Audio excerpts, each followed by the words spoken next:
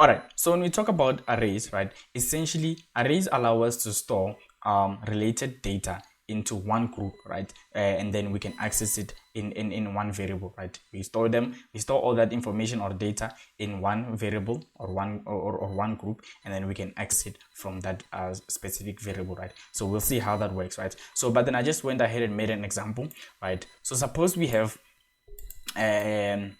wanted to calculate the average of 2 marks, right. So we just got our variables and give them the values, right, and then here we're just calculating the average of those two, right. So the problem is, what happens if we wanted to calculate the average of 10 marks, right. So what we have to do is go ahead and create 10 more variables, right, something like this, right? I think that's more than 10, but yeah, that's besides the point, right. So the problem is, would end up running into running out of names, right. Would end up we end up having way too many names for unnecessary variables, right, because remember, the name of a variable is very important, right. So what we have to go and do is essentially change this to 3 4 mark 4 all the way up to 10, right. And we can see now we have a lot of redundancy in our code, right. We just have a lot of unnecessary code. So essentially arrays allow us to group all these related data into one thing, right. So let's just go ahead and see how we can transform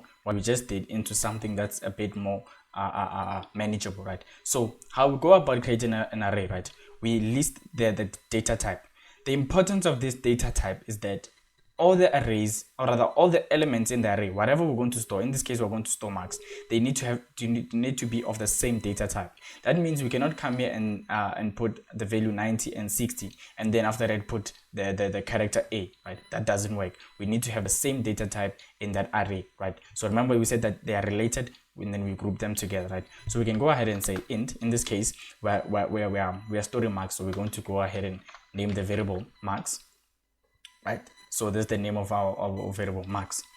What's new is that we need to tell the program the exact size of our array. I mean, how many elements are going to be in our array, right? This is very important.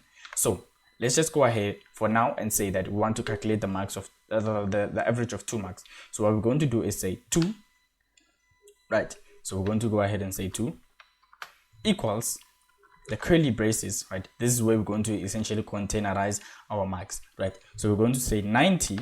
In this case, we're just repeating what we did here, right. So we're going to say 90 comma, it's comma separated, right, comma 60, and we're just going to have semicolon on at the end there, right. So essentially the same thing that we did, right, but this is just the cleaner way and more manageable way, right. It's essentially the same thing here, right. In this case, we don't have to have a variable for each and every single value, right, or each and every single mark in this case. And this is more scalable, right. If we wanted to change this, rather if we wanted to record the value, rather the 6 elements, right, or 6 marks in this case, we can go ahead and change this 6, right. This is very important. This tells us how many elements are going to be in this array, right. We can never go past the value that we have listed here, right. We can have less, that's fine. We can have less, even if we listed 6 here and we only put 2, that doesn't matter. We can even add more to the array later. And yeah, we don't have a problem with that one, right. But we can never go above what we listed, right. So let's just go ahead and add a few marks, right. So we have added exactly 6 elements. I want to show you what happens when we add an extra element, right. Let's just go ahead and add an extra element, right. You see, it says that too many initializer variables, right. So essentially we are going above what we asked for, right. We asked only for 6 elements in this array. So that's essentially how we can go about declaring elements in an array, right. So we said that we can always have an array, right, that has 6 elements, but we don't have to essentially put those elements immediately, right? And we'll see why that's important when we talk about the input and output of arrays, right? But for now, you're probably wondering to yourself, how do we actually access these values, right, in this array, right? Because remember, we said that they don't have separate variables whereby we can remember them by, right? So in this case, we'll just say mark 1, mark 2. So how we index, right? We call it indexing into an array, right? How we index into an array, we essentially going to say the name of the array, right? In this case, our array name is marks, right? It stores all the marks, right? And then we're going to index into the array. So we're going to have square brackets, right? And then we're going to tell the program the position that we want, right? Very important word, the position that we want. So if we want the value 90, we need to know its position. So programs start counting from 0. So in many cases, I know this would be position 1, but in this case, it's position 0, right? So we can go ahead and say position 0, right? I want to quickly console log this so that we can just see that value. Right, let's go ahead and compile that. Right, we know that the expected value is 90, right? As we can see, the value is 90. So that's essentially how we can index into our array, right? So if you wanted the next value, right, which is 60, you can just go ahead and say position 1. So let's just go quickly compile that. Right, so we can see that now the value is 60, right? Just like as intended, right? So that's essentially how we can index into arrays, right? So let's just see how the difference between declaration and assignment of arrays, right? So let me just go ahead and remove this. Right, so we have a few options. What we can do is essentially create the array, list the number of or rather number of elements, right? And then we can put all the elements, right? Like we did. Let's just go ahead and do that again. Right, so we have all the elements. So essentially what we have done, we have declared and assigned it, assigned all the values immediately, right? So that's essentially what we can do. Another thing that we can do is just declare it, right? And then later on assign the values, right? So yeah, essentially we can declare it and just later on assign the values. How we do that is that we can go ahead and do this, remove all this, right? So we have declared an array, right? Marks, we have said that we want 6 elements, right? So how we go about is essentially initializing those variables, right? Or rather the values in that array. What we do, right, is that we index into that specific position. So in this case, let's say we index into 0, right? And then we're going to give it the value, right? So we're indexing into the position, right? We're indexing into that specific position. In this case, it's going to be position 0, and we're just going to go ahead and give it a value. So in this case, we're just going to say the value is 10, right? So that's essentially how we can go about assigning the values to a variable, rather to an array that was already declared but had no values, right? So in cases whereby it actually has values, right?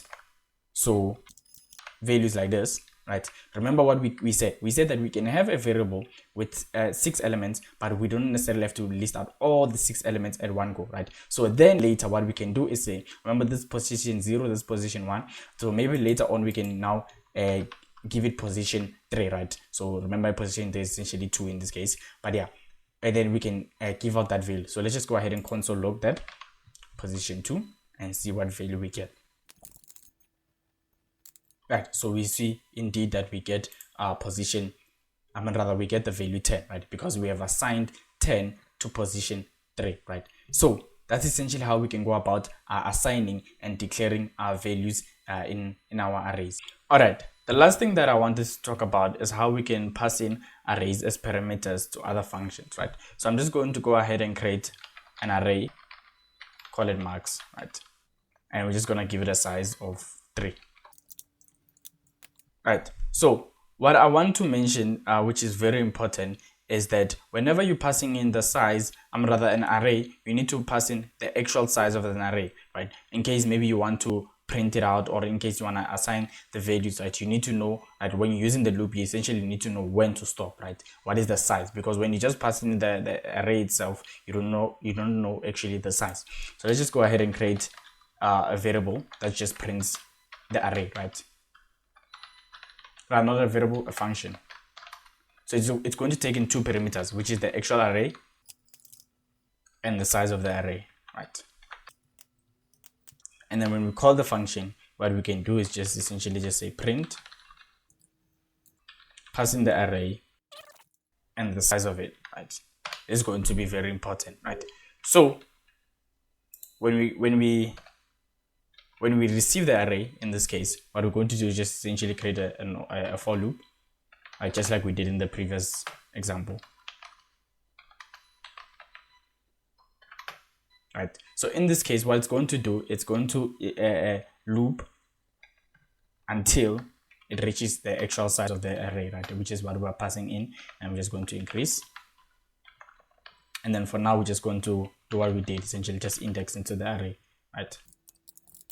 So if you wanted to go about creating a variable, right, for the size of the array, right, what is very important, it is that the variable needs to be a constant variable, right? I believe we briefly touched on a constant variable in one of our episodes, but a constant variable is a type of variable that does not change throughout the lifetime of that program, right? So let's just go ahead and see what we mean, right? I'm just going to go ahead and create a variable size and give it the value 3, right? If I was to change the size, right, or if I was to put the variable as the size of this array, right, let us see what happens. We can see that an error is already happened, and it says that the expression must be a constant value, right? So the importance of this is that the size of an array has to be fixed, right? It cannot change. The size of an array cannot change. The values can change, right? Let's not mix up the two. Let's not confuse the two, right? The values can change, but the size stays constant, right? So meaning that if we have 6 elements, it's going to stick to 6 elements. It's not going to change, right? And that is why if we wanted to put a variable as the size of the array, right, we need to give it a constant variable, rather. No, we need to give it a constant prefix, right? So we're going to go ahead and prefix it with the word constant, right? And the importance of this is that this variable, once the program starts running, can never be changed, and that means that our array indeed becomes fixed. Let's just go ahead and see if what will happen if we try changing the value to 4. As we can see, it just says that this value that we're trying to change cannot be modified, right? It is a fixed variable, right? So if we wanted to go that method, we just need to be aware of that, right? And then in this case, we're just going to change our size into the variable size, right?